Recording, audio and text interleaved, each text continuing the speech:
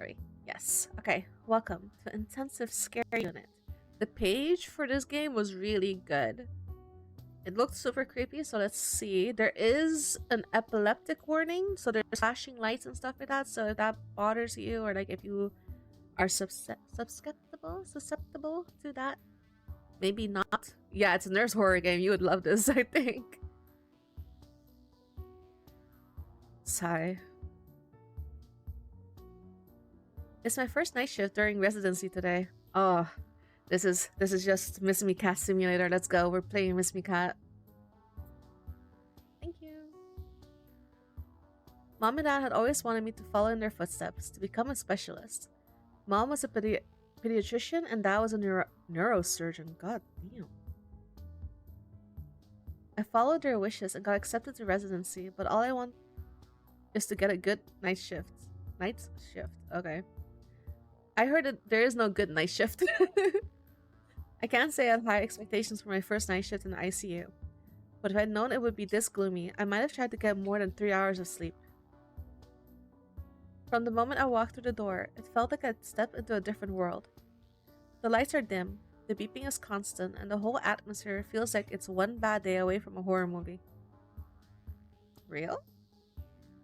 Everyone is tired! I found Satria, who is supposed to be 1 year my senior, in the staff room looking like he just crawled out of a zombie movie. He was practically a zombie, with dark circles so deep they could double as eye sockets. His scrubs were a mess, and he had this dazed, hollow look on his face. Good evening, senior. My name is Leah. I know, drop it. Just be casual with me. Oh, you're the first year resident, right? Ate your dinner already? Yes. Good. You'll need all the extra calories. Anyway, welcome. Satria doesn't give up the seniority vibes in residency, unlike some of my peers. I've been told that residency is like being part of some medieval hierarchy where you're the lowly maid and everyone else is noble with a stick up there. Well, you get the idea. But then there's Satria. I mean, the guy actually seemed nice. Yeah, I know. It's almost hard to believe. I'm supposed to do a night round with the junior a shift before me. Do you know where they are? Satria blinked at me like I just interrupted a really intense daydream. They went home. They went home? He just sounded like he'd been gargling gravel. I wondered if I'd be like that after a year of residency. Maybe. Oh, is everything okay? Anything I can get you? He mashed a half-hearted grin that did nothing to reassure me. Nah, just one of those nights. Anyway, this means you'll be doing the night rounds with me. Let me explain everything, kid. Listen well, because I'm not repeating anything for you. Okay, great. Alright. Here's the deal with the night shifts. It's a whole different beast.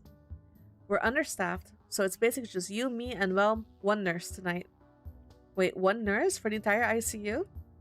He waved his hand as if it was nothing. Who needs nurses when they are residents, am I right? I disagree. Don't nurses do everything? We're stretched thin, and it's a bit of a juggling act. The ICU usually got more hands on deck, but tonight it's a skeleton crew. So expect things to get a little interesting. Is it a full moon? I glanced around the ICU, trying to picture the lone nurse trying to handle everything.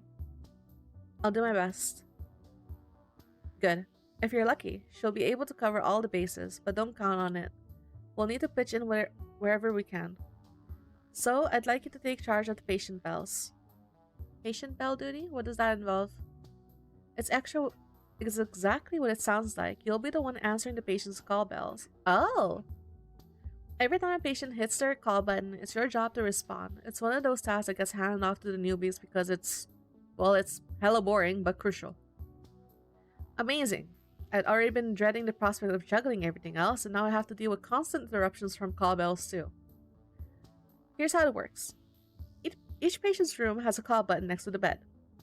When they press it, an alarm goes off at the nurse's station. Well, it would if we had more than one nurse on tonight. So you'll need to be the one who gets up and checks on them. Understood. Alright, Leah, let's do a quick round so you know what you're dealing with tonight. Saria led me through the dimly lit corridors of the ICU. He stopped in front of the main nurse's station and gestured for me to follow as he began his impromptu tour. We started at room 101. This is Angela Lim, 7 years old, recovering from post-dengue shock syndrome. She's stable but still needs monitoring. Oh, okay. Sweet kid, but she's been through a lot. As for pediatric patients, you deal with the parents mostly. Okay. Wait. Oh god. Hold on. Hold on. Is this floor full of kids? Is this a horror game with kids in it? I peered through the glass window of the room, seeing a tiny figure nestled in her bed, her mom sitting anxiously beside her. Her mom looks kind of familiar. Satria led me to room 104 next. Here we have Mrs. Selvina, 47 years old. Okay, so there's more. Okay. She's on a ventilator because her liver cancer has metastasized everywhere. Her condition is critical, so keep an eye on her. We can't get a hold of her family yet, so no, do not resuscitate. So resuscitate. Yes? I glanced at the room where a ventilator hisses rhythmically and Mrs. Selvina lays still. Next, we move to room 108. Jesus! What the fuck was that? As we walk past room 108, a loud crash jostles me, followed by the sound of someone or something thrashing around like a wild animal. Is that a gunshot? What was that? That is Mr. X. We basically found him on the streets. He's in delirium, in pain, and we found some injectable drugs in his belongings, probably OD'd on something. Think something is crawling inside of him, a pain in the ass, really. Just try to handle him with patience. He's... morphine every other hour or so. He'll let us know. So we're just gonna let him fight his imaginary demons in there? Until he starts tearing the place apart. Then we sedate him. Anyway, you definitely need to keep this one in check. Oh! Finally, we arrive at room 110. Mr. Yoko Mulyono, 75 years old. He had diabetic gangrene that caused a septic shock and just had leg amputation. He's in a rough spot and can be a bit grumpy, but he's generally manageable. Jesus Christ, imagine being 75 and having all this shit. Okay. Sachira glanced at his watch and sighed. Shift starts at 9 p.m. and runs until 7 a.m. We've got a mix of serious cases and one that's going to test your patience. Try to keep track of their needs and be ready for anything. Got it? Any tips on how to deal with the patients while I'm at it? Sachira gave me a wary look. The usual. Be polite, be efficient, and try not to let them see how frazzled you are. I make a terrible doctor or nurse. The call bell might seem like a nuisance, but it's here for a reason. Keep an eye on the frequency of the calls. It might give you clues if something's wrong. He paused, as if considering whether to add more. Also, be prepared for the occasional strange request. It's the ICU, after all. People and things here are usually not in their right state of minds. What do you mean? You'll see. No, nothing you'll see. Give me an example. Satria looked like he was about to collapse on the spot. Just do your best, kid. We're all running on fumes, but we'll get through it. And if you need anything, well, try not to hesitate.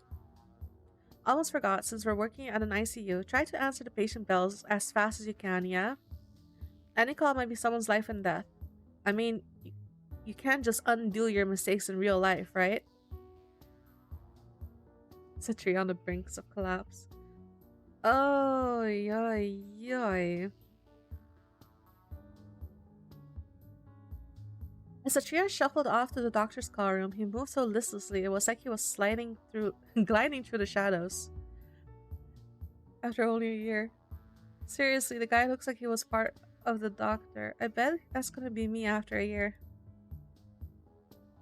I made my way to the nurse's station towards the patient bell call. Hold on.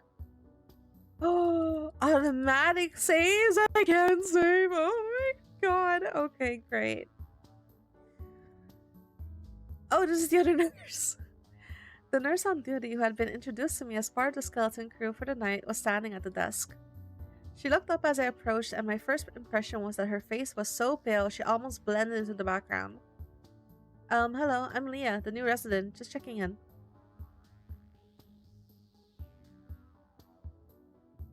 Yes? The nurse didn't respond. Instead, she just stared at me with vacant eyes and nodded. It was as if she was too tired or overwhelmed to offer any kind of greeting. Alrighty then, I'll be around if you need anything or if there's any news. Why is she... Why is she shaking? But nope, no reply, just silent nodding. It was like talking to a very pale, very silent mannequin. The chill in the room seemed to grow thicker with every second, and the silence was starting to feel like it was pressing in on me. I turned and headed back towards the patient rooms, trying not to let the oppressive atmosphere get to me. Oh, we're starting. Amazing. Did the lights just flicker? No. Probably my imagination. No! The ICU was dark, eerie, and every sound seemed to amplify the sense of unease. It's like Satria and the nurse were just the icing on the cake of the unsettling shift. I took a deep breath and braced myself. This is gonna be a long night. I stood at the nurse's station, all eyes on the patient bell monitor. It was one of those moments where you try to pretend you're not staring, but it's impossible to look away. The monitor was supposed to make my job easier, but right now it was feeling like a bad omen. Oh my god! Out of nowhere, the first bell rang, not just once, but 3 times simultaneously. My heart skipped a beat as I glanced at the monitor rooms. 108 and 1010 were flashing with alarms, standard fare for ICU, I suppose. But then, room 112, the monitor showed its bell ringing too. Room 112 was empty. 110. I pressed the intercom button for room 110. I remembered being Mr. Yoko Mulyono's room, the elder man who'd recently had his leg amputated. Satria said he was one of the more stable patients, or at least he had been. Hello? His wife's voice cracked through the speaker, soft but urgent. Excuse me, nurse, my husband has a fever. He's not resting well. I'll be right there. I made my way to room 110. As I entered, the first thing I noticed was how warm the room felt. Stuffy, almost. Mr. Mulyono was in bed, his face flushed and profusely sweating. He was asleep, but his body was restless, twitching as if something was bothering him even in his dreams. Good evening, ma'am. I'm Dr. Leah. May I check Mr. Mulyono's temperature? Please go ahead, doctor. I checked his temperature, definitely a fever. Nothing too alarming, but enough to need attention. I reached into my pocket and pulled out a vial of paracetamol, preparing to administer it. This will get the fever under control. Can you open a window? Probably not a good idea, I guess. As I injected the medicine to his IV, I felt the presence of his wife hovering next to me. She's a little... gray? Mrs. Molino seems like a sweet elderly woman, the kind who reminded you of homemade cookies and knitting by the fireplace. But tonight something felt off. Maybe it was just my imagination, though. Thank you, doctor. I glanced up, meeting her eyes. She was smiling. A kind, grandmotherly smile, but there was something strange behind it I couldn't quite put my finger on. Well, maybe she's just worried about her husband. Of course. You should get better soon. You're very kind, doctor. We're so grateful for everything you're doing. Just doing my job, ma'am. Is there anything else you need? No. He's tired, dear. So very tired. Pardon? She didn't respond immediately. Instead, she just kept that unnerving smile fixed on me, her eyes boring into me. I checked Mr. Molino's vitals one last time, my hands shaking slightly. His fever was starting to come down, and he seemed to be slipping into a more peaceful sleep, but the room still felt too suffocating. Is she here to get him? And Mrs. Molino kept smiling, never once moving. He should be fine for now. Just let me know if anything changes. Mrs. Molino said nothing, just nodding silently as I turned to leave. I could feel her gaze burning into my back, that eerie smile still hanging in the air. Oh god. The door clicked shut behind me and I exhaled a breath I didn't realize I had been holding. What is wrong with my first shift? I rushed back to the nurse station, trying to shake off whatever just happened. Oh shit. Okay.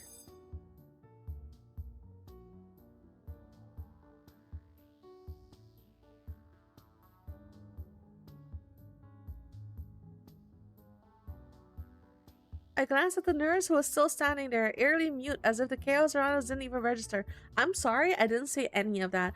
Two of the rooms are supposed to be empty. Well, one room is empty, the other one is, like, for a lady that's paraplegic and she can't press the button, and it still rang.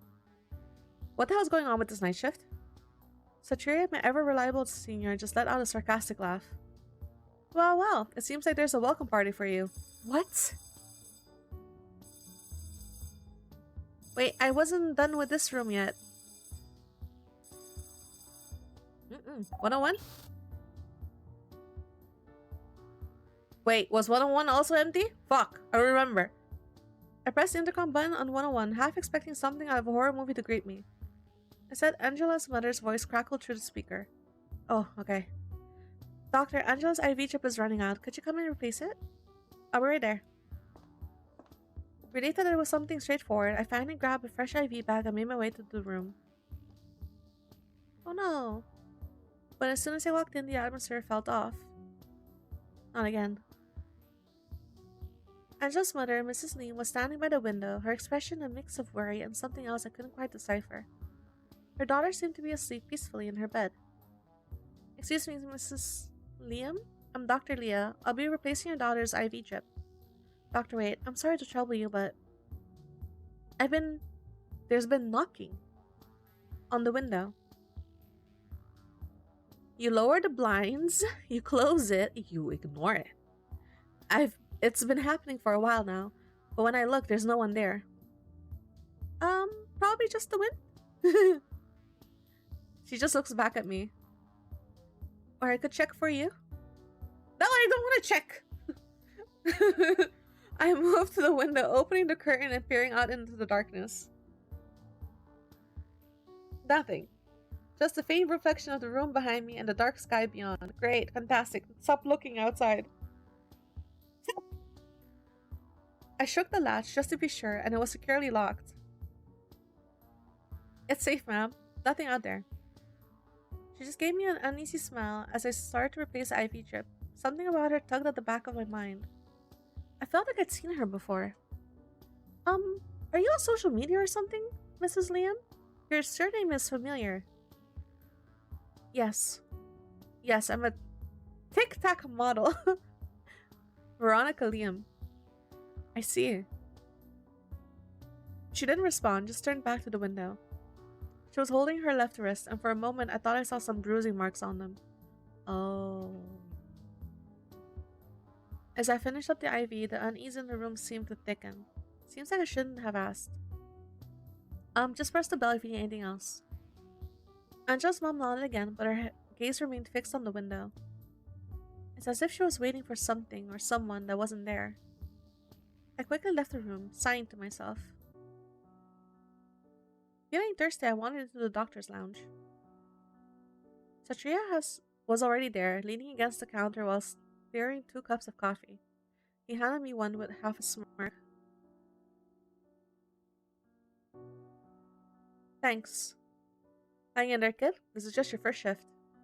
Hey, this is what I signed up for. No, I don't think you realize what you're signing up for. Easy for you to say. You're one of the blue bloods, aren't you? Everyone knows about you. What was it? Mom's a pediatrician, dad's a neurosurgeon? Ah. Yeah, but that doesn't mean it's a walk in the park. They're always comparing me to them, telling me how much harder I need to work. I don't even want to be a doctor anyway. Still, must be nice though, having parents who made things so much easier. Wish I had that kind of leg up. My family put everything into getting me here. Now it's on me to make sure it's worth it. I looked at him, really looked, and for a second I caught a glimpse of the weight he carried. Well, I guess we're both just trying not to mess up. Yeah, something like that. I leaned back, taking a longer sip of the coffee, letting the silence sit for a bit. So why'd you decide to be a doctor? Honestly? For my parents. It's not like I had some big passion for it or anything. They're not well off and, well, it felt like the only way to give back. Really? Yeah, I mean, they sacrificed so much to get me here. It's on me to make it count. Plus, there's not going to be able to help my sister much longer. I figured I could chip in with her uni loans when I'm out of residency, you know? That's heavy. Yeah, well, it's not like I can quit now. But why emergency medicine? Of all the specialities, you chose the one where people are literally running in and out nonstop. I didn't exactly choose it. It was the only one available through the scholarship I had. Had to take what I could get. Oh. Oh, so this isn't your first choice? I mean, it's fine. I don't hate it or anything. But if I'm being honest, it was never really about what I wanted. It was just about making sure I could get through med school without bankrupting my parents. So Tria stretched a bit before grabbing his things. Anyway, I better get back. The nurse seems inexperienced. Does he not know the nurse? Just before he left, he paused at the doorway and looked back at me. Residency's brutal, kid. There's still time to leave if you don't want to be here. Hang in there, okay? I mean, if you get to the point where you're doing residency, you're in your what, 4th year? 3rd year? Or do you do residency in the 1st year of your college? I don't know how this works. Before I could respond, he gave me a small smile and disappeared down the hall. Oh, Jesus! Why is it like a fire alarm? The clock struck midnight and the ICU erupted into chaos. Oh, is everything on fire? Every damn bell on the intercom rang out like crazy. I turned to Satria, his face just as pale as mine. What's happening? I have no freaking idea. It's like the whole damn place is losing it. The ringing bells drowned out our voices and I was struggling to speak. I felt the urge to run, but from what? From our helpless patients? Then I noticed the nurse, the one who hadn't spoken a word since we started. Is this a drill? Oh, so she was human after all, thank God. A drill? At this goddamn hour? The nurse took a step back, looking ready to faint. I don't know. I'm a new employee too. Nobody told me about this. Oh shit. Leah, just press the button. Huh? Just answer any intercom. Make it stop. Roger that. Any. I don't know. This one. I pressed the intercom button on room 110. What's going on? My husband is in pain, doctor. Please come immediately. I hurried to room 110. Mr. Mulyono lay in bed, his face contorted in agony, beads of sweat glistening on his forehead. He's not fully conscious yet. I rushed to his side and quickly checked his vitals. Hang on there, sir. I'm going to give you something for the pain. Oh, thank goodness you arrived quickly. Yes, ma'am. As I administered the medication, I noticed something. Mrs.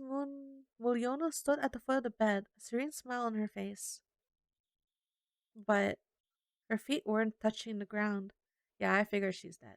I already figured that. Mora. I wanted to scream, but my body froze and my hand was still administering the meds.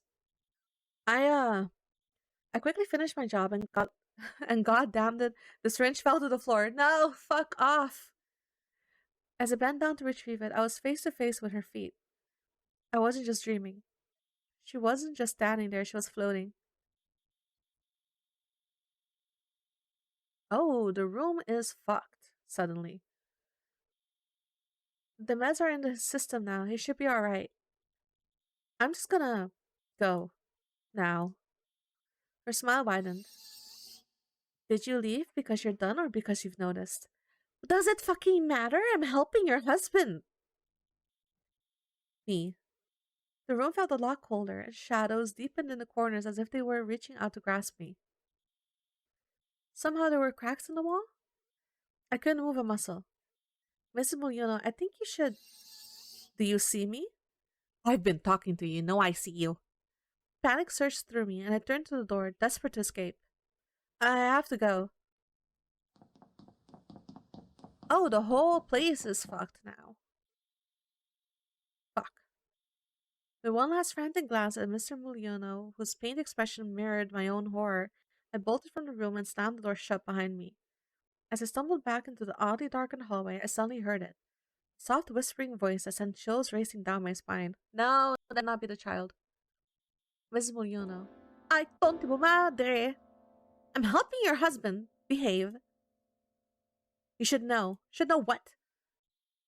One of you is just like me. What?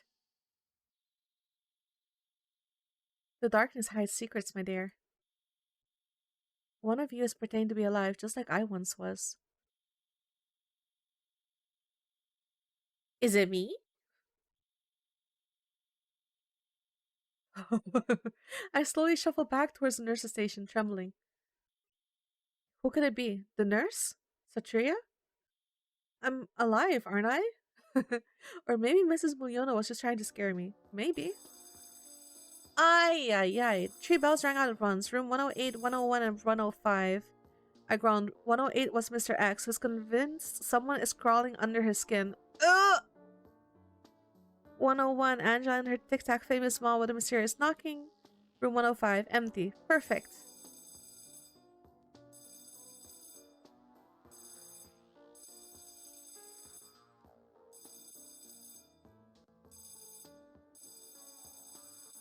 Oh, I didn't! I wasn't fast enough! I was too late.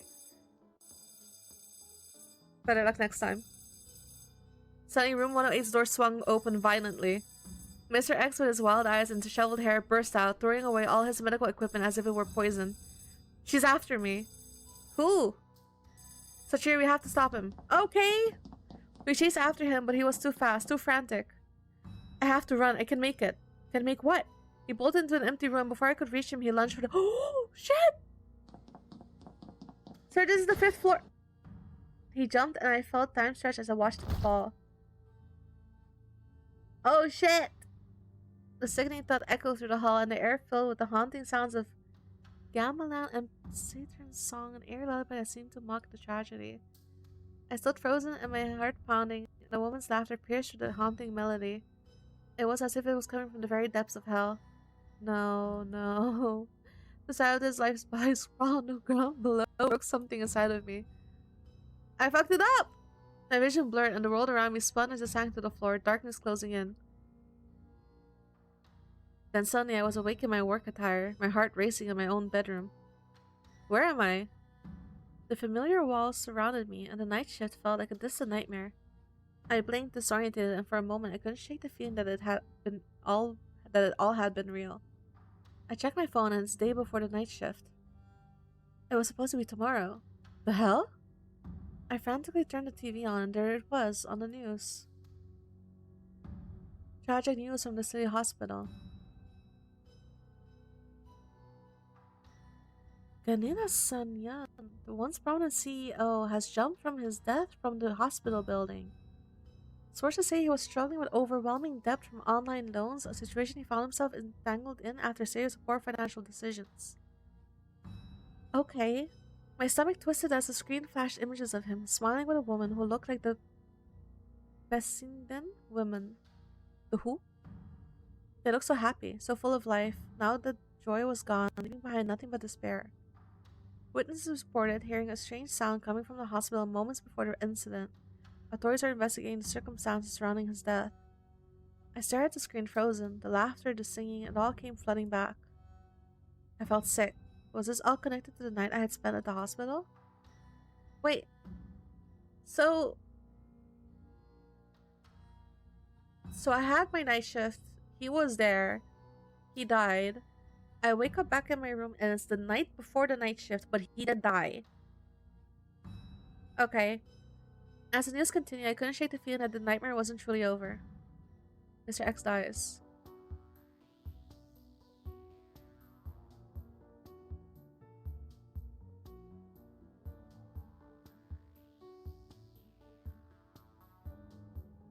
Oh.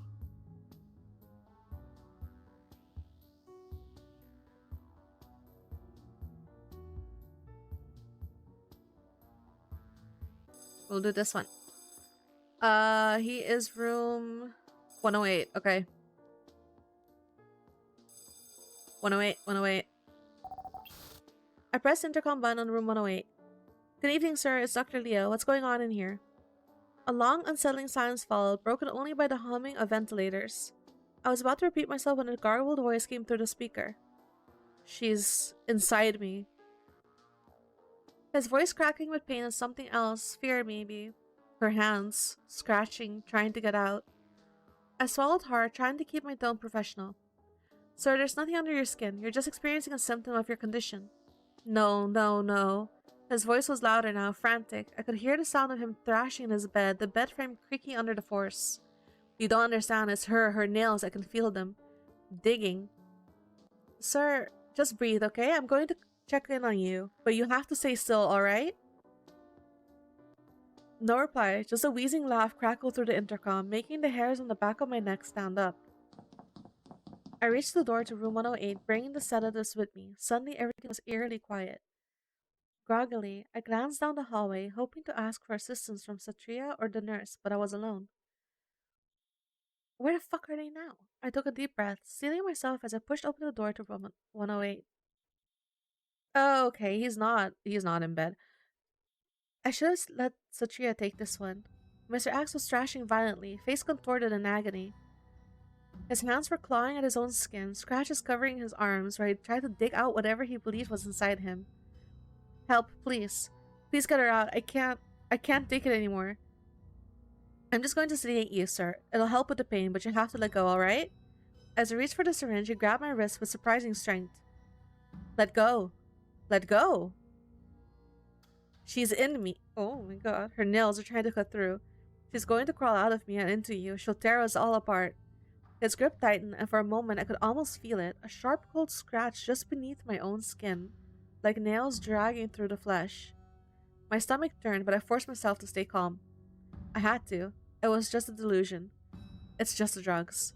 It's just paranoia. I injected the sedatives into his IV, and Mr. X's breathing slowed, his thrashing subsiding, and the sedatives took effect.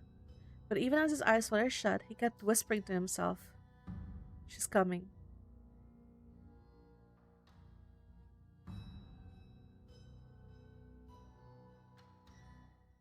The fuck she is!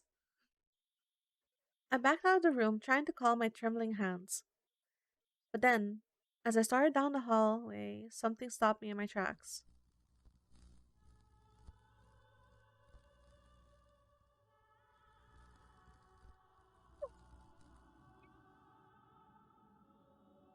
Okay, who is it? Am I alive? I think I might be alive. I might not be alive. The dude, I'm pretty sure, is alive, right? The nurse was acting weird, but I feel like that's too much of a scapegoat because she was acting weird. And so, is it him? I feel like nurses' stations have these bells in most places, so the fact that she doesn't know what it is kind of like weird. It was faint at first, a soft melodic hum that seemed to drift through the stillness. Who the heck is singing at this hour? Demons. I paused, my ears straining to catch it. Don't listen to it. The sound grew clearer and my body ran cold. A Festiden was singing. I don't know what it is! Her voice was haunting, laced with a sorrow that seeped into my bones. And as if that wasn't enough, there was a distant clink of Camellan orchestra began to play along with her.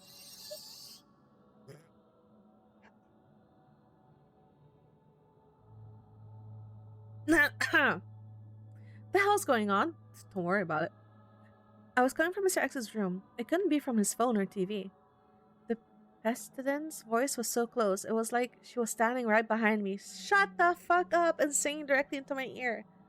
I half expected to feel her cold breath on my neck. Shut the fuck up! She's coming. And then just like that, the music cut off. Oh, great! Everything fell into a silence so thick it was suffocating. Maybe I've had too much coffee. That's it. No. I rushed back into the nurse's station, trying to shake off whatever just happened. The bells ring again. 101? I pressed the intercom button for room 101, and it was Mrs. Liam again. Her voice sounded even more urgent. Dr. Leah, there's knocking again. It's fast, like someone's trying to get in. Please, can you come in?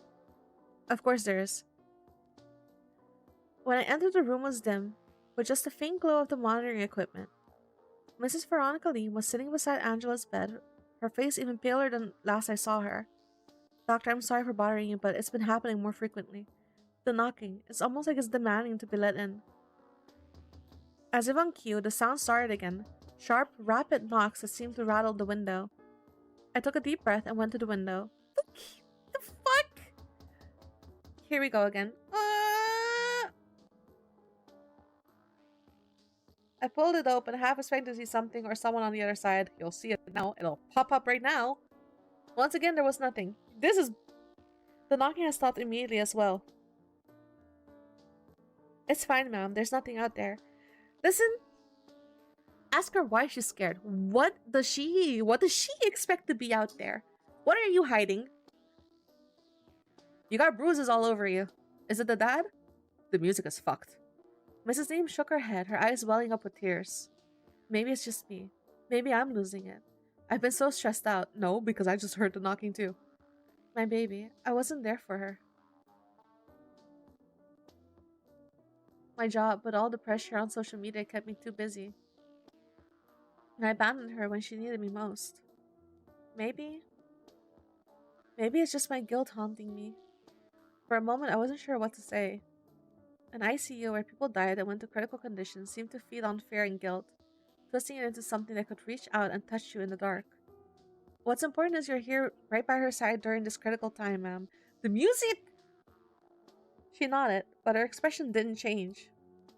The knocks had stopped, but the unease lingered. After excusing myself from Room 101, I walked back to the nurse's station. You, what are you doing? The nurse was sitting there alone, tapping her pen on the desk, looking more bored than anything else. When she saw me approach, her eyes lit up. I wondered if she wanted to ask something about Mrs. Liam. You know Mrs. Liam? Who doesn't? She leaned in close, about to spill some tea. Word is that Veronica Liam was having an affair with some famous actor, big name in the industry. Her husband found out, and that's why he's nowhere to be seen. Left her to deal with everything on her own, even his own kid. Can you believe that? Oh, so that's why he's not here? Yep, rumor has it the whole thing was a huge scandal, but they kept it hush-hush because, you know, reputation and all that. But everyone in the know, well, they know. Listen, you're doing a lot of, gossiping and stuff, but I don't see you attending the other rooms. And how do you know? Oh. I felt a sudden playful smack on the back of my head, and turned around to see Satria grinning like a mischief kid. No more gossiping on the job, Dr. Leah. You're supposed to be the professional here, or I'll tell on you. I rolled my eyes, rubbing the spot where he bonked me. Yes, sir, I was just, gathering intel. Sure, let's call it that. He chuckles as he strolled down the hallway, disappearing into the shadows. Try to keep it classy, okay? The bells ring again. I can't. 110? I pressed intercom button for Moon 110. What's going on? Can you check my husband? One moment, please. I'll be right there. She was being a bitch! When I stepped in, the familiar unsettling sight of Mrs. Moliuno greeted me. Only this time she looked ghostly. Her feet were still completely off the floor, just hovering. I swallowed hard, pushing the fear and unease down as best as I could. Your husband's vitals seem stable and he's recovering well. Thank God. I was so afraid. I didn't think I could ever leave him. Oh, now you're being nice. Her voice quivered, and for a moment, I could almost forget she was a ghost. It was just a woman clinging to the memory of the man she loved. I died of cancer, just 3 months ago. Oh. It wasn't quick. It dragged on, took everything from me. I didn't think he could ever recover from that, and we don't have any children to accompany him when I'm gone. I stood there silent, unsure of what to say. We wanted kids. When it came clear that it wasn't going to happen, I thought he would leave. But he never did. He said he married me for me, not for children. That's what he told me. Oh, my dearest, when I got sick, he took care of me every single day. Never complained, never once made me feel like a burden. He was always my rock, right until the very end. And now he's all alone. I should have been there for him, but instead he's left alone without me. All I want now is to repay him for everything, just to make sure he's alright. That's all I need before I can finally let go.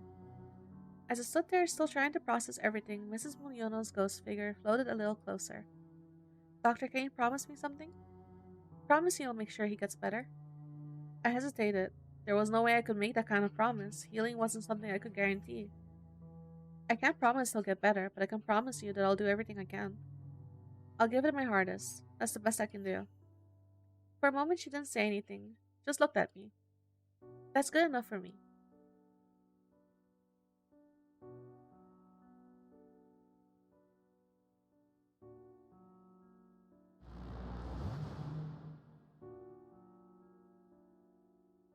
Suddenly, warm bright light surrounded her.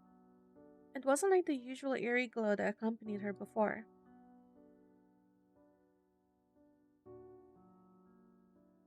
It was softer, more peaceful. I watched as she slowly faded into the light, her form dissolving into nothingness. She was gone, just like that. I then heard a groan from the bed. Mr. Mulyono was waking up. He looked around confused. Doctor, what's going on? I had the strangest dream. You're fine, Mr. Mulyono. Your anesthesia is wearing off. Is that so? I dreamt my wife. She was here with me. But she's dead, doctor. Could I be hallucinating? Was that the sedatives? I felt a lump in my throat, but I smiled back at him and shook my head. As I turned to leave, Mr. Mulyono's voice stopped me. Thank you for everything. I hope my wife can see how well you're all taking care of me here. I paused for a moment, glancing towards the empty space where Mrs. Mulyono had been only moments ago. I'm sure she knows. The bells ring again. Oh, shit. Wait. Okay. I pressed the intercom of room 108 and the sound of Mr. X retching immediately filled the speaker. His voice, even more frantic and broken than before, cut through the noise. She's out. Pardon? The lady who's inside of your skin, she's out? What do you mean? What do you mean she's out? She's out, but I can still hear her. She's here. Sir, I'll be there in a... oh? You hear it too, don't you, doctor? Hear what? The music? No. As I listened, something else crept in, something familiar. A song, soft at first like a lullaby from hell, getting louder and closer with each second.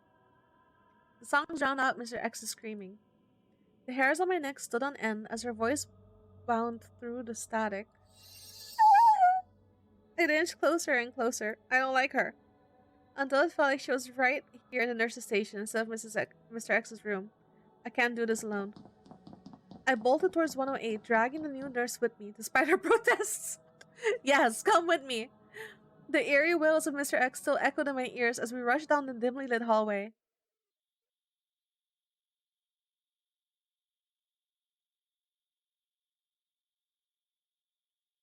He's gone? He's gone? When we burst into the room, the bed was empty. The song had also stopped. Sir? I looked through the window, but it seemed like it was jammed shut. Over there. Over where?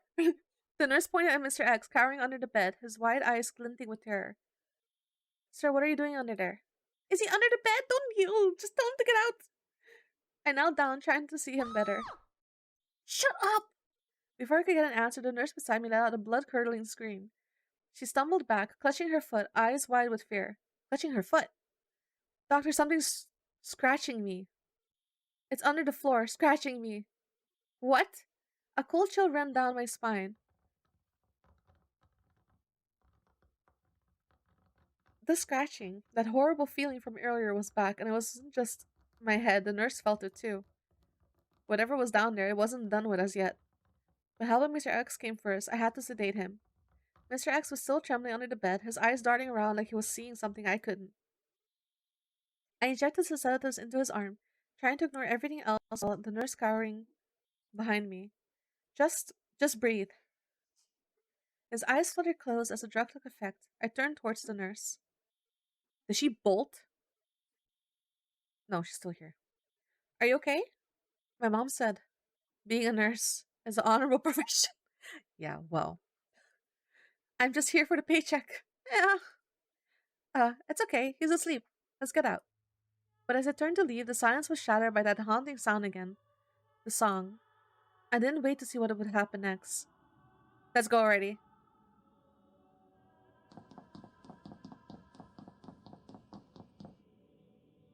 Why is he being haunted by this lady? The nurse grabbed me by the arm. We bolted out the room, the song echoing behind us like it was chasing us down the hallway as we fled back to the nurse's station. I didn't even realize the corridor had somehow become even darker than before. We didn't stop until we were back in the dim safety of the station, gasping for air. The song had faded, but whatever was happening in room 108, it was far from over. Sachiya was there. He raised an eyebrow when he saw us running, but didn't ask anything. Sachiya, do you know anything about Mr. X's background? I mean, besides the obvious nightmare we just dealt with? Sachiya leaned back, his eyes fixed at the ceiling. There's a rumor that he used to be filthy rich. But you know, classic tale, lost everything, bad investment, gambling, drug addiction, you know? It's him, he's the ghost. They have no info on him, how the hell does he know that? Really? How come? When they found him, he had this ridiculously expensive watch on him. Like the kind that could pay off a car. No one's sure if he stole it or if it was his, but it's the only thing he had left. We keep hearing a gamelan song and someone singing. So Trey didn't even blink, just shrugged with that exasperating nonchalance. Maybe his vengeful lover haunting him, or his ex-wife, who knows?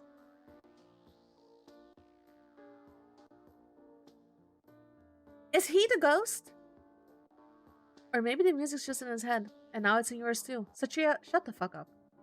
There's no way. Either way, it's absolutely none of our business. I couldn't tell if he was being serious or just messing with us, but either way, it did nothing to calm the two of us. This is way above my pay grade. And I'm not even getting paid. So Jerry just smiled, that infuriatingly calm smile, and wordlessly reached the counter and poured 2 cups of tea. He handed one to the nurse and one to me. Here, drink up. It'll help calm your nerves. The nurse and I exchanged a glance, still too rattled to do anything. Did he drink the coffee in front of me? I don't think he did. Finally, I took a sip anyway, trying to shake off my doubts and fear. The nurse did the same. If Sachira could be this relaxed, maybe we could survive the rest of the night. Or maybe he was just as crazy as this place. The bells ring again. It's only 1:04. Fuck.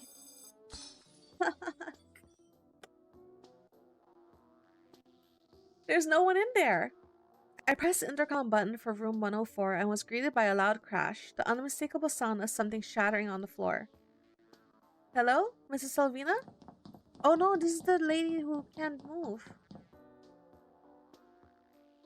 I pushed the door open and the room was dark. As I turned on the light, I saw a cup of tea laying in pieces. There was no one else in the room but Mrs. Salvina, who was unconscious in her bed, oblivious to the mess. Jesus Christ, seriously? I crouched down to inspect the shards of glass, looking for any sign of how the cup had ended up on the floor. There was no obvious cause, no one to knock it over, no sudden movements that could have sent it crashing. It was as if it had just decided to jump off the table of sheer spite. Okay, focus. It's just a cup. Just a cup. Of course, there was no cleaning service inside, which meant I was the one who was in charge of cleaning it. As I moved to clean up the mess, I felt a shiver run down my spine. Don't turn around. I couldn't help but glance at the window, half expecting to see something, or someone, watching me from outside, and to Mrs. Salvina, thinking she could just jolt awake at any moment. Hold it together, Leah. I quickly gathered the pieces of the cup and turned to leave. Jeez, whoever that is, they're an asshole. But before I could reach the door, I thought I heard a faint whisper, just a breath of sound like a warning. I froze, my heart racing as I glanced back at Mrs. Selvey. She remained still, her breath steady but shallow. As if this night couldn't get any weirder. I quickly left the room, puffing to myself. The bells ring again. My God. 101? I pressed the intercom for 101, already bracing myself. Mrs. Lean came through, her voice panicked. Doctor, the knocking is back. It's so loud now, and it sounds angry. Please help. I'm on my way. I grabbed my stethoscope, not sure what good it would do against angry spirits, and headed down the hallway. What was I supposed to do? Politely ask the ghost to knock quieter? When I entered room 101, Mrs. Liam was huddled in the corner, trembling, her fingers shaking pointedly at the window. There. I walked to the window, steeling myself for another round of absolutely nothing. This is the round where there's something in the window. Fuck me. Tonta. Fuck. Is that a kid? A pale face shot up from the darkness outside. A child's face, except there were no eyes. Just empty, hollow sockets staring right at me. I gasped, nearly tripping over myself as I stumbled backwards. Mrs. Lee was sobbing in the corner. Angela shifted in her sleep, her small body twitching under the sheets, groaning as if in pain.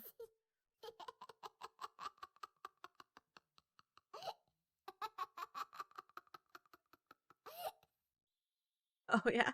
You think that's fucking funny? Okay. Alright. My heart was still racing from the eyeless kid at the window, but it got worse when I heard it. Soft, eerie laughter. It is a kid. Angela, come play with me. I froze. Come on, Angela. Don't you want to play? I glanced at Angela. Her groans were getting louder, like she was trying to escape something in her sleep. Angela, come play. Just let go. No, don't do that. Then I could see it, a faint shimmering light pulling away from Angela, her soul rising like a wisp of smoke, drawn towards the ghost kid.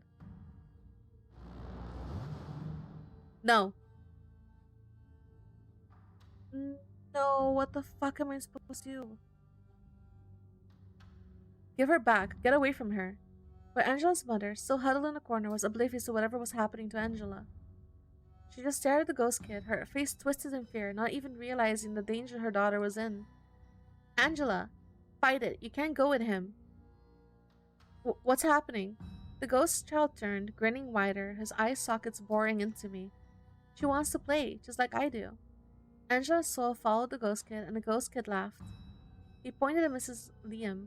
She doesn't love you. You never had time for her. Angela's better off dead, so you can live a new life with that uncle. The ghost kid howled, his laughter ringing in the air.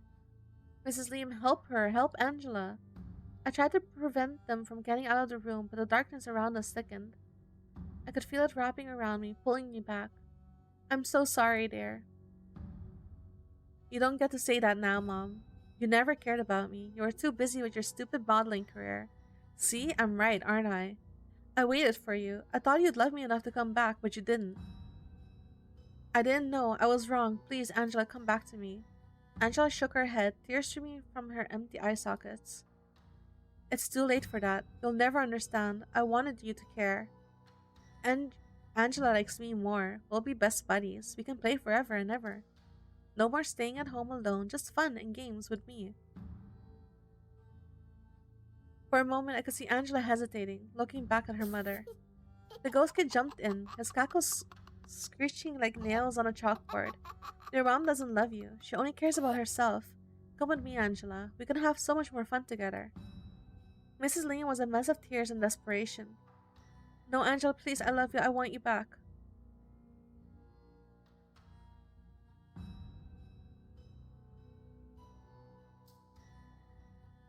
Show Angela her mother's bruises.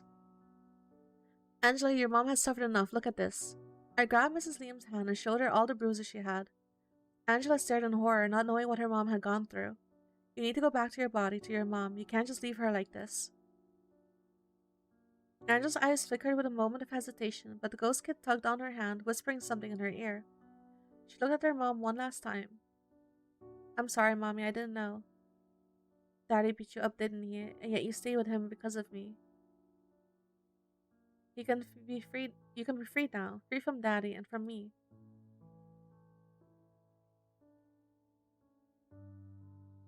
With that, Angela turned and walked away with the ghost kid. Oh no, I made a mistake.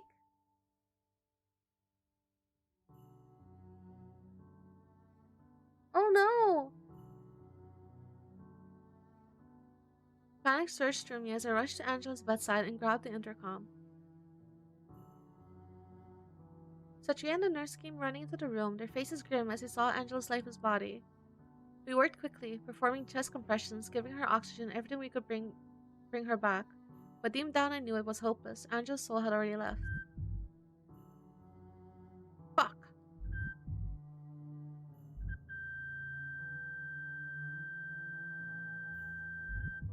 I'm sorry, Mom. Time of death. Mr. Lee crumbled to the floor, sobbing uncontrollably. Angela's voice echoed in the room, so soft I almost thought I imagined it. I stumbled out of Angela's room, my hands shaking as the weight of everything finally hit me. I knew that being a doctor meant we'd see countless deaths. but I could not stop my tears from flowing after experiencing the events that transpired tonight firsthand. All I could hear was Angela's voice, her final words to her mom, the sound of the flat line ringing in my ears. This isn't happening. Poor Angela. I heard footsteps approaching me, and before I could gather myself, I felt a hand rest gently on my shoulder.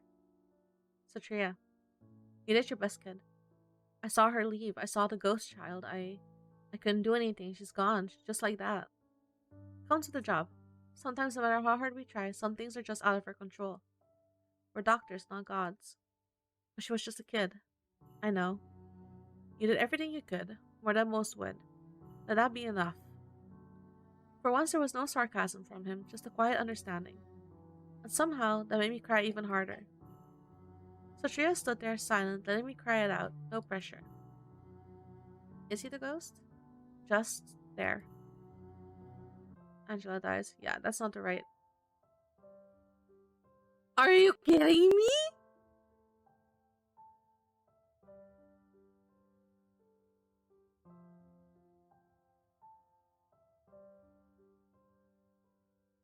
I think the fuck not. Yes?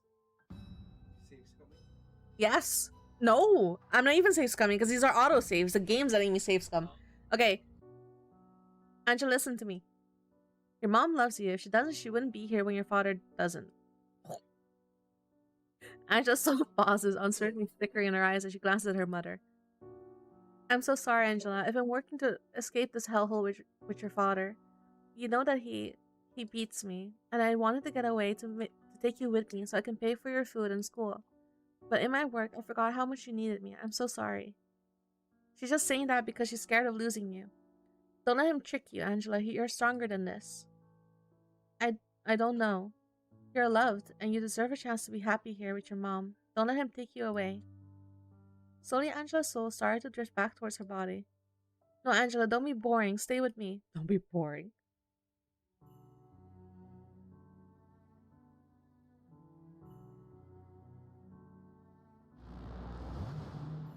Oh, thank God.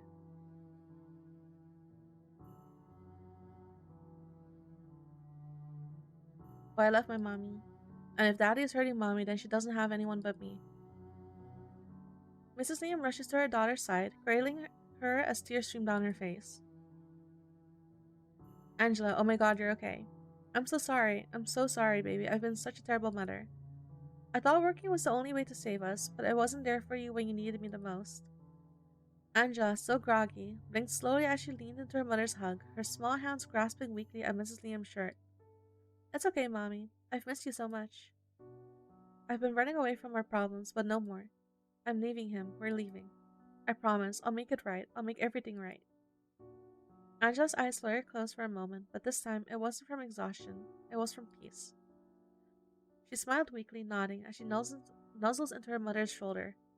For the first time, the room was filled with warmth instead of fear. The ghost kid was gone, his angry presence fading into nothingness, and all that was left was a mother and daughter finally together. I think I did a pretty good job here. Not the first time around. I'm so happy I got a save right there. Thanks, Doctor. I don't know what would have happened if you hadn't been here. I'm just glad you're both okay. Thank you, Doctor Lady. And Mr. Doctor as well. What do you mean? When I was out there, outside my body, I saw Mr. Doctor. He was hovering around. Hovering like, what do you mean? He wasn't walking. He was just there, floating, and he looked different. Kinda like he wasn't really there, but at the same time, he was pulling the little kid to get away from me. That was odd. I didn't see Satria around. He is the ghost. Really, but I didn't see him at all tonight. Me neither, but I'll keep an eye on him. I think he's going to be the old man's room next. Maybe I'll catch him if you visit there often. But the kid said everyone is afraid of the scary ghost lady wearing kebara, so she probably needs to go first. Ah, the singing lady. Something wasn't right about Satria, and now Angela had seen it too. I wonder what actually happened. Angela lives. She lives! It was 6 a.m., the end of my first grueling night shift. I was ready to head home, barely able to keep my eyes open when I noticed Satria standing by the exit. His silhouette framed by the morning sun almost different somehow. He waved me over with a faint smile. Yo, kid, thanks for everything. Sure. I didn't do much. Yeah, but still, thanks. Okay, you sound like you're saying goodbye. There's still more shits in the future. Nah, you won't see me again after today. Take care of yourself, alright? Before I could ask what he meant, he gave me a final wave, stepping into the sunlight. And then just like that, he was gone. No footsteps fading, no doors closing, just gone. I stood there, my mind spinning. Had I imagined it? The night had been long, sure, but this felt strange. Everything can wait later. For now, bed. As I collapsed onto my couch, thinking things about Satria's strange words, I mindlessly scrolled through my phone. That's when I saw it.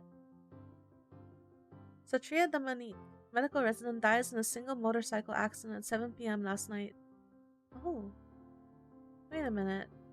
But we were together at 9 p.m., weren't we? He was still alive then, right?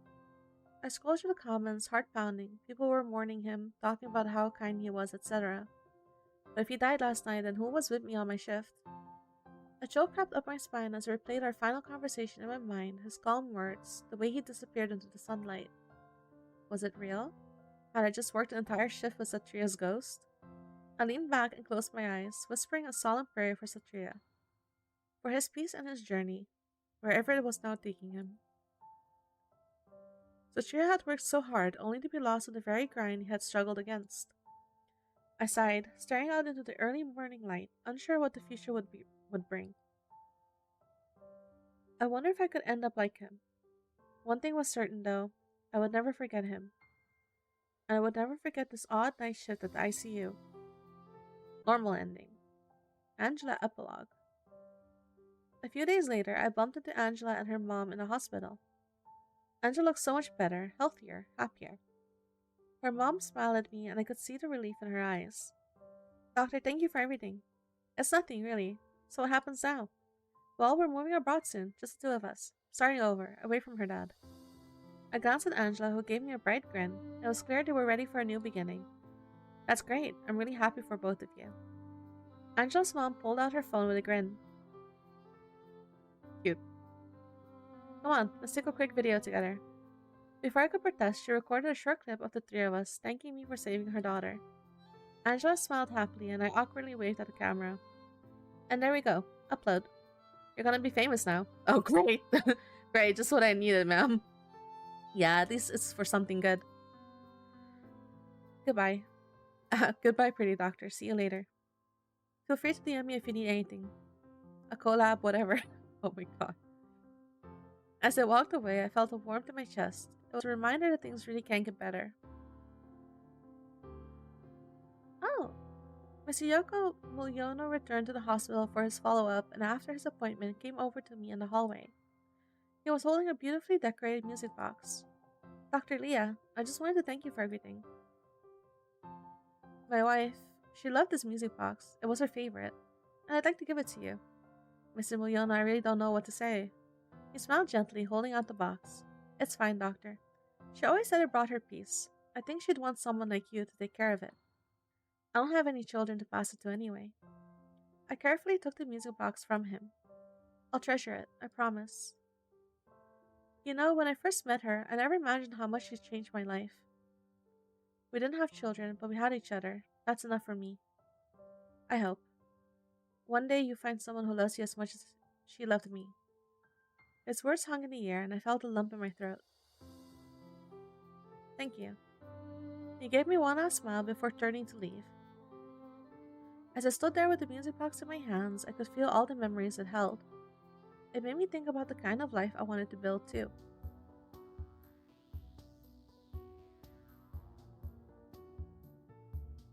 I need to somehow... So probably to get the best ending, I need to somehow get rid of the lady that's crawling in people's skin.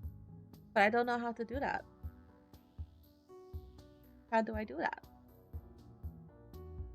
How would I do that?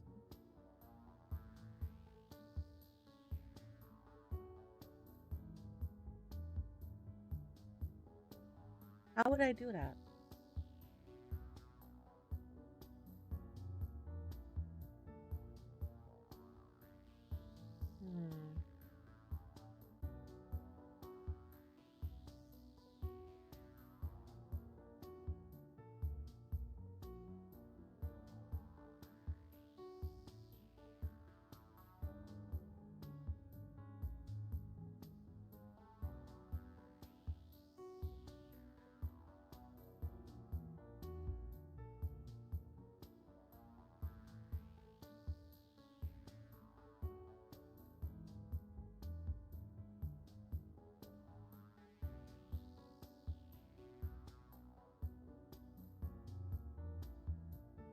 Okay, let me try to remember what the rooms are.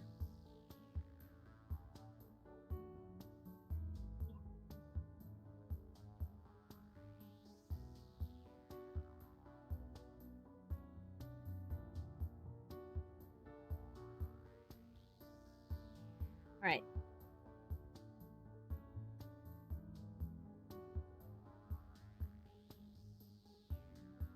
Right. 101 is little girl. Right.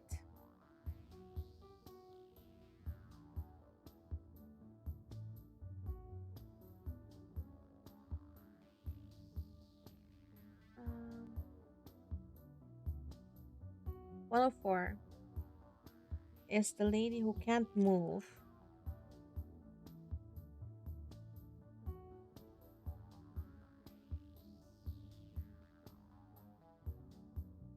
Can't move. Her condition is critical. Right. Her condition is critical.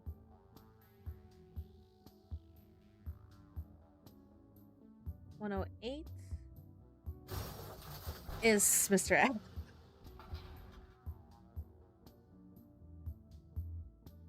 And 1010 is the old man. Okay.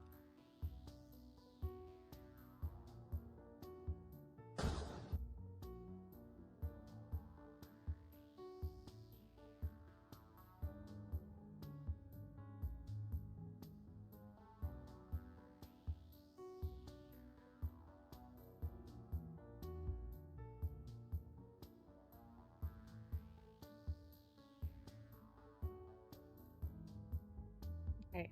So I got the little girl's ending and the old man's ending. I only went to the room of the lady who's critical once. I've got Mr. X killed and I kept him alive through the night, but I haven't gotten his ending. So I need to somehow go into their rooms more often as well, I'm guessing.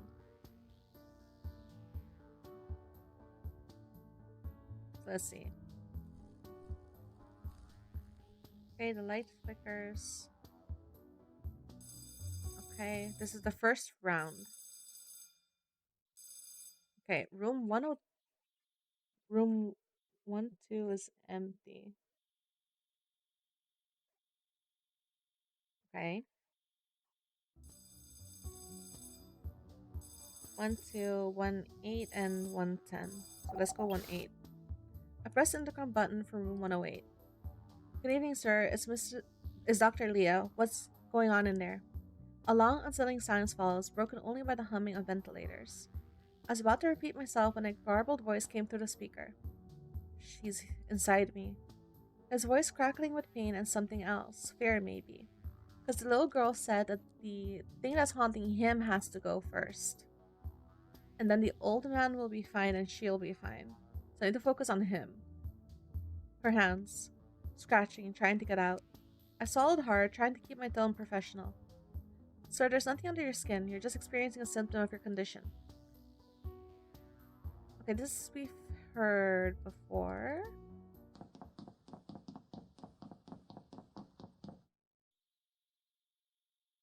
Right. Let's take this one. Okay, so this is... Yes.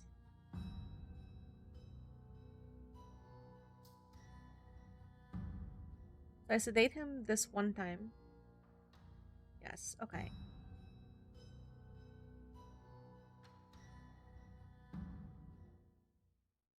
Okay, good. Right, the singing is gonna start behind me. Fantastic.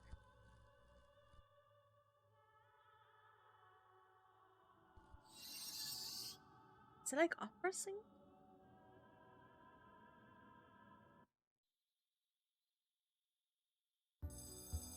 Okay. Not this again. 103 is empty.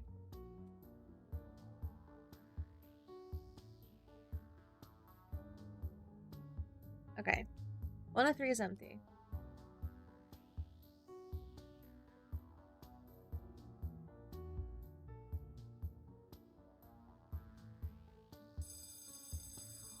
Okay, so let's go to 104.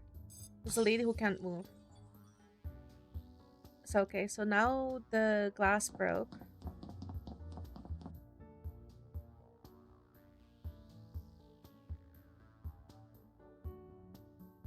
Yes, the glass broke.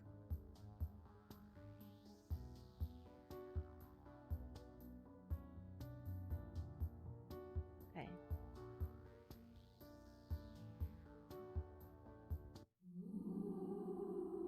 Yeah, this is like a sarcastic noise. I don't know if like she's fucking with us or what.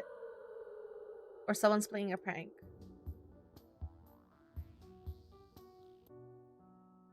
Okay, so we stay at the lounge.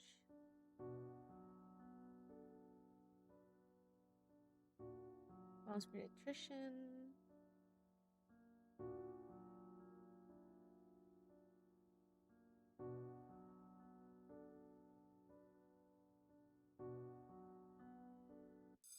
Okay. Okay. So we're gonna go for Mr. X.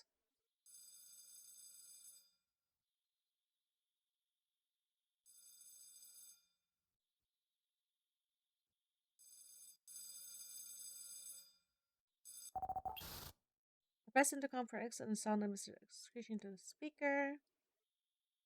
He's out. Okay. Pardon? I can hear, but she's still here. Help. Okay. Um.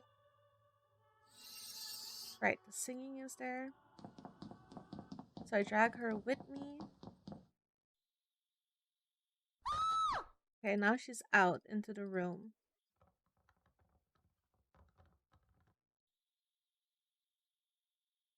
Set this into arm. Just breathe. Are you okay? My mom said being a nurse is an honor profession.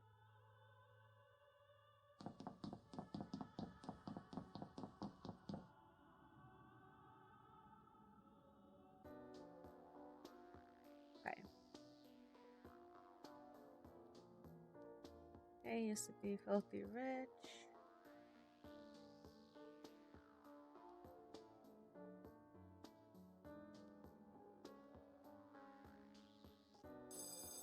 Okay.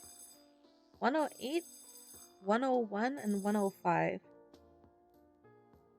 Okay, 105 is not one of the rooms, so it's 108 or 101.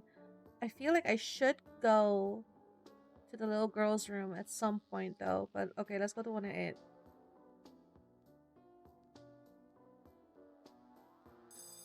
Uh fuck, 108. I pressed intercom for 108 and something was different. This time his voice was calm. It's over, Doc. I rushed to his room where when I got there my stomach dropped. Mr. X had disconnected all of his equipment, the monitors flatlining behind him. He stood by the window, trying to pry it open, hands trembling with determination. Sir, what's going on? He didn't answer. He just kept fumbling with the window latch like a possessed man. The room felt colder, heavier, and then I heard it. The singing again. The haunting melody slithering through the air, growing louder. And just like that, she appeared, her figure materializing in the room, moving closer with every note. She was beautiful in the most unsettling way, her smile wide, her eyes dark and empty. Mr. X whipped around, pointing at her with a trembling hand. You're dead. This isn't real. You're not real. Did he kill her? But the woman only smiled wider, a slow, creeping smile that spread to her ears, contorting her face into something grotesque and inhuman. Her eyes locked onto him, and the air in the room felt like it was being sucked out. No, this isn't real. The woman stepped closer, still singing. She raised a hand towards him, her fingers curling like she was about to claim him, and then she whispered, Gandendra? Fatima? Her smile widened even further, condensed with malice and dripping with venom. Before I could react, her hand shot out, wrapping around his throat. Mr. Condendra's eyes bulged as he gasped for air, his hands clawing frantically at her grip. Stop! I screamed, rushing forward, trying to pull her off him, but as I grabbed her, she turned, her face twisting into something horrific. Her features, Her beautiful features morphed into a monstrous figure. Her eyes were now black pits, mouth too wide for the face with sharp, jagged teeth. The air grew thick with the stench of decay. I don't understand. She tightened her grip around his throat, and Gandendra's face turned a sickening shade of blue. I yanked at her arm, but it was like trying to move a large rock. He choked gasp filled the room, his eyes begging for mercy, but the ghost, Fatima, or whatever she had become, only laughed. I fumbled for the intercom, my hands shaking and pressing the button, barely managing to croak out the words. Help, anybody. Within moments, Satria burst into the room, prayer beads in one hand and a small pouch of salt in the other. Where the hell did you have that? Without a word, he threw the salt across the room, grains catching in the air like tiny sparks. The ghost woman, Fatima, screeched, an ear-piercing wail that made my skin crawl. Her monstrous figure twisted and contorted as if the very air was burning her. With one last deafening shriek, she vanished, leaving behind nothing but an icy chill in the room. Mr. Ganendra slumped to the floor, gasping for breath, his body trembling. Great. Satria, unfazed, tucked the prayer beads back into his pocket, wiping his hands on his scrubs like he'd just taken out the trash. I rushed to Mr. Candidra's side, and Satria administered his meds, and he was already calming down once more. We carried him back to his bed. Satria, she said something something. What does that even mean? Satria's face darkened, his usual sarcasm replaced by a grim seriousness. Probably you offered me up, now you have to pay the price. He did what? That woman. She might have been a tumble, a sacrifice in some kind of ritual. Sacrifice? She was my girlfriend. I used her for a ritual to get rich. This fucking guy. I didn't think I didn't think she'd come back. My blood ran cold. This wasn't just a ghost, this was revenge. Now everything is going wrong. I've lost everything. Just leave me alone. I don't need all of those injections. Shatria just shook his head. It's our job to treat you, sir. Whatever you did in the past, you need to atone for it. Without waiting for an argument, Shatria quickly administered a sedative. Mr. Kanendra's eyelids flutter as he drifted off into unconsciousness. You've got a lot more to answer for when you wake up. As we stepped out of the room, I couldn't shake the weight of what just happened. I never thought something like that still exists in this day and age. His own girlfriend. What kind of person does that? People will do anything for money. Curious, I pulled out my phone and googled Kanendra's name. What I found sent chills down my spine. He was some sort of CEO for a startup living the high life. I stumbled upon his social media, filled with pictures of him and a woman named Fatima. They looked so happy. Well, before everything went south, that is. It felt wrong to see those smiling faces now, knowing what happened. This dude had it all. I can't believe it. Yeah, now he's left to atone for his mistakes. Mr. X lives. The bells ring again. Okay, so that's done. Shit. Okay. I pressed the intercom button for 101, half expecting something out of a horror movie to greet me. Okay, wait, so Mr. X is done. These are all empty. Okay, little girl and old lady and old man. Okay. Her IV chip is running out. Can you come and replace it? Yes. But as soon as I walked in, the atmosphere felt off. Not again. Okay, so the knocking.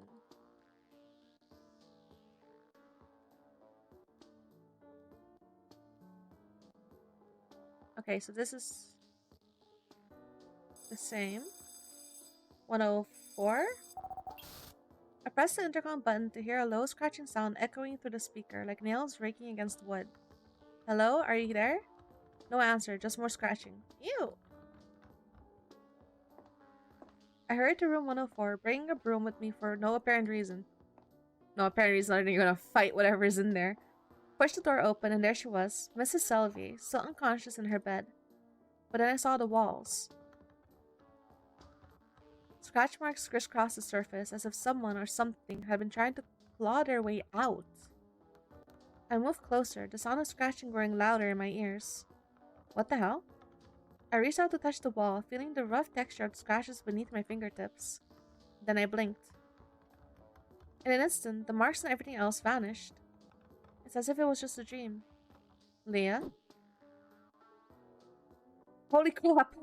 I swung the broom at him, almost hitting his face. Whoa, easy there. Satya, what are you doing here? The nurse's station monitor was beeping, her vitals were dropping. I glanced at the monitors and he was right. When she crashes, get ready. The scratching. Did you hear it too when you entered? Hmm? Oh yeah. Souls that are about to die often start wandering, you know? Searching for something or someone. But hey, we're all just passing through, right? At those words, I felt a shiver run through me. It was like his face darkened, as if he wasn't really there. Satria? It's nothing. Let's keep an eye on Mrs. Selvey. I stepped back and left the room with Satria. His words kept ringing in my ear as if an omen. The bells ring again. 104. The intercom crackled with a barely inaudible voice that sent a chill down my spine. My time is over. I froze for a second. Mrs. Selvey? No, she was unconscious. Couldn't have been her, right? My heart pounded in my chest as I rushed down the hall, flinging the door open. Ah! Jesus! A figure lunged towards me, Mrs. Selvey, but not quite. Her pale face twisted in a grotesque grin, her head tilting to the side as if it's broken. I gasped, stumbling back, nearly losing my balance. My heart hammered, but before I could catch my breath, she was gone. At that very moment, the monitor flatlined. No, no, no, no. I slammed the emergency button as I probed her carotid artery, desperate for a pulse. Satria, nurse, scope blue. Without thinking, I saw her chest compressions, my hands trembling, but I pressed down harder. Not long after, Satria burst in, the nurse right behind him. Damn, why must it be tonight? Doc, you look tired. Let me take over. Leah, prepare the epi. Roger that. The ghost presence of Mrs. Selvey, or whatever it was, lingered in the back of my mind. We kept working, time slipping away, adrenaline keeping us moving. Satria's face was grim. The nurse's eyes wide as they exchanged a look that sent a fresh wave of fear through me. That's enough. She's gone. Time of death. The air in the room thickened and froze over, curling into suffocating tension. It was as if something was watching, waiting, ready to pounce out at any moment. Wait, Can I not save her? The room was eerily silent now, except for the faint sound of the heart monitor's flatline, which was still ringing in my ears. Mrs. Selvey was gone. Satria had already left to write down the death certificate, leaving the nurse and I to prepare her body for the morgue. We tried not to think too much, we just wanted to finish our job as fast as possible. But then I heard it. Faint sobbing. At first I thought it was my own nurse playing tricks on me, but when I glanced at the nurse, her eyes were wide, mouth agape. She heard it too. Did you hear that? Yeah. We tried to ignore it, focusing on our task, but the sound wouldn't stop. The sobbing grew louder, echoing through the small ward. It felt like it was coming from everywhere and nowhere all at once. As I reached to adjust Mrs. Selvey's sheet, something caught my eye. A small crumpled photo peeking out of her gown. I gently pulled it out, smoothing the edges. It was a picture of her with two younger adults, likely her children, smiling happily. Why weren't they here to say goodbye? I stood there for a moment, frozen, clutching the photo. I couldn't leave it. Not here, not with her, in the cold of the morgue. Let's give it back to her family later. The nurse nodded, her eyes distant, the sobbing still haunting the air as we finished. The room's eerie silence pressed in on us again as we moved her body out, but I couldn't shake the feeling that someone was still crying. Was it Mrs. Selvey's spirit? The bells ring again. Alright, 110, that's the only one. I pressed the intercom button for 110. I remembered being Mr. Yoko Mulyono's room, the elderly man who's recently had his leg amputated. Satria said he was one of the more stable patients, or at least he had been. Hello? His wife's voice crackled through the speaker, soft but urgent. Excuse me, nurse? My husband has a fever. He's not resting well. I'll be right there. I made my room to 110. Okay. So this, I think, is the same. Yeah, this looks about the same.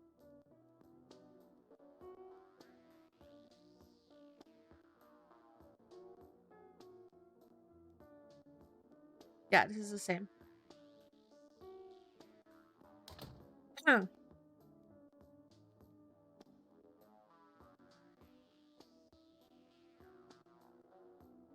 Okay. What's wrong with my first shift? 110, 101. I pressed the intercom button for room 1010, and it was Mrs. Liam again. Her voice sounded even more urgent. Okay. So this is the knocking. The first time we check, and there's nothing out there.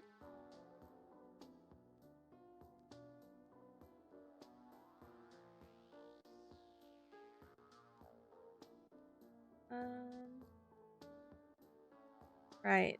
The T, that's not even fucking true, and even if it is. Anyway. I got smacked up the head. Okay, who is it gonna be next? 101, 104. Well, 104 technically is empty, right? Because the lady's not there anymore. But if it's ringing, I probably should go there. Oh, no.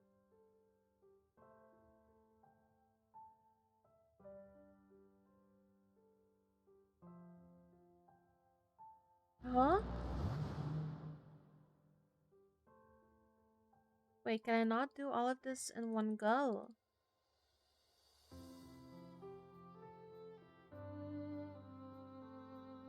Normal ending. Selby epilogue. I had a dream right after the night shift. Mrs. Selby was standing in front of me. Is she gonna haunt me?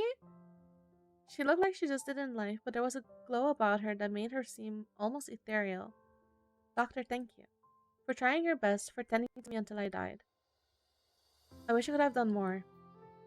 You did more than you know, but there's something I need you to do for me. Please tell my children and grandchildren that I love them. I was afraid they would forget me. They've been so busy with their lives, and I never wanted to be a burden to them. Give them that picture you took. I promise. Thank you, Doctor.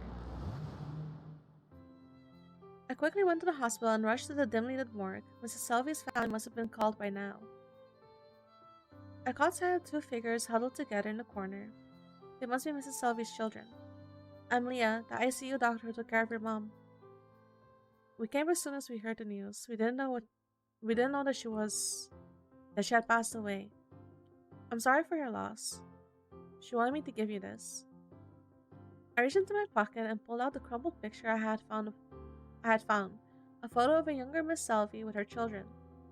The older sibling took it, eyes welling with tears. I can't believe we missed our chance to say goodbye. We didn't even know she was sick. She always said she was fine. We thought we had more time. I should have called more often. I should have just flown back no matter what. They both began to sob quietly. When she was still able, she wanted to tell you how much she loved you. She was scared of being a burden, but she never stopped caring about you. Thank you for bringing us this, doctor. We'll make sure she's remembered. Yes, I'm sure that's what she wants. I left them to grieve their mother, struggling against the weight of my chest, which wrapped around me like a dense shroud. Mr. X's epilogue. Yeah, with this fucking guy. I sat on my couch watching TV. It had been a few weeks since Mr. X, or Ganendra, had been released from the hospital. The news had reported his imprisonment of drug trafficking, and I've never heard about him since. Wait, what's this? In a tragic development, Ganendra Sanyal was found dead in his prison cell earlier today. The cause of death is currently unknown, but sources say there was a woman's handprint around his neck when his body was discovered. I felt a chill run down my spine. Fatima. Had she truly claimed him in the end? The screen displayed a photo of Mr. X alongside a beautiful woman. The anchor continued, detailing how Ganendra's fall from grace had shocked the community. People had once admired him as a successful CEO, and no one knew how he became a drug addict. Still, he had made choices that led him down this path, and it was hard to pity someone who hurt his girlfriend for wealth. Did Fatima find him at last, reclaiming what she had lost, or was it a manifestation of his guilt? I guess I would never know. Damn it!